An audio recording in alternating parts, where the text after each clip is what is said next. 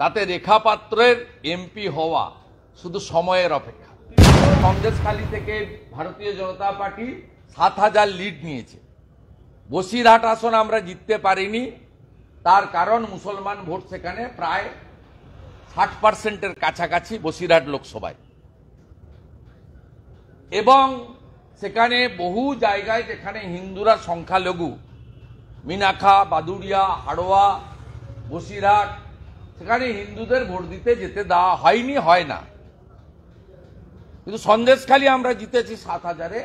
মুখ্যমন্ত্রী যেদিন যাবেন তার পরের দিন মুখ্যমন্ত্রীর মতো অত টাকা খরচ করে হয়তো পারবো না, ওটা সরকারের টাকা, কিন্তু আমি জনসংযোগ করতে যাব। সন্দেশখালীটা বিজেপির জায়গা, আর কঠিন সময়ে বিরোধী দলনেতা তাদের পাশে ছিল, আজও আছে। ঘনিষ্ঠ যোগাযোগ তাদের সঙ্গে আমার প্রত্যেকটা বুথে গ্রামে আছে।